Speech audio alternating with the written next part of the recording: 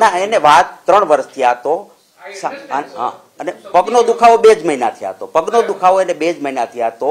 2 મહિના પહેલા ગાદી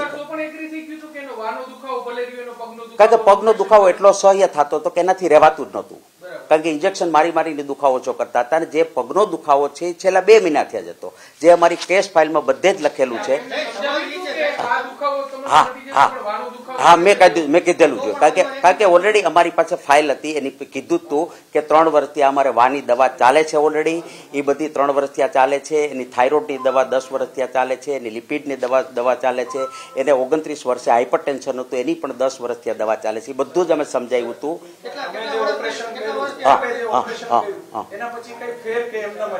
એનો પગનો દુખાવો જતો રહ્યો છે. અત્યારે એને કમરનો દુખાવો ચાલે છે. 10 વર્ષથી હતું. 10 વર્ષથી હતું. થાઇરોઇડ 10 વર્ષથી હતું.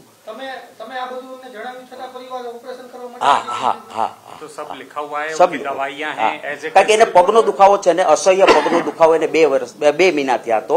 કારણ કે ગાદી ખસી ગઈ હોય એટલે પગનો દુખાવો થાય. એ એને 2 જ મહિના થયા હતો. એ દુખાવો જતો રહ્યો છે. એને માઇક્રો સર્જરી કરી અને ગાદીની જે નસની જગ્યા હોય જગ્યા કરી હોય એટલે એ પગનો દુખાવો જાય એનો. માઇક્રો ડિસ્કેક્ટોમી કહેવાય.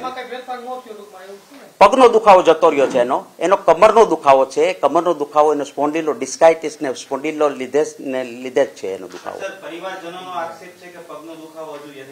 ના એવું નથી.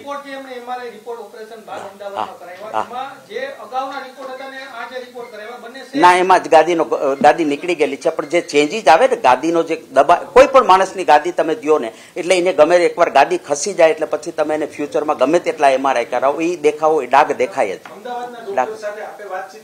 ના મારે નથી વાત થઈ. ના અમદાવાદ એ લોકો ભરતભાઈ ને બતાવ્યા હતા. મને પેપર આપ્યું હતું ને ભરતભાઈ એને દવા લખી દીધી છે. એટલું બધે કીધું એને. ના મેં એમને કીધું ગમે તે મેં એને અમદાવાદમાં દર્દીને એવું કહેવામાં આવ્યું છે કે આમનું ફરીથી ઓપરેશન કરવું પડશે કેમ કે જે તમે અગાઉ ઓપરેશન કરાવ્યું છે તમારી પાસે કરાવ્યું એ સફળ નથી અથવા તો ભૂલ રહી ગઈ. ના અમદાવાદના કોઈ પણ પેપરમાં એ લોકો એવું નથી લખ્યું કે આગળનું ઓપરેશન ફેલ ગયું એવું. કારણ કે કોઈ પણ મણકાના ઓપરેશનમાં રીસર્જરી 5 થી 10% લોકોને કરવી પડે. કારણ કે છેલ્લા 20 વર્ષ થયા છું 5 થી 10% લોકોની રીસર્જરી તમારે કરવી પડે. Thank you Bhaiya. Thank you so much. Hindu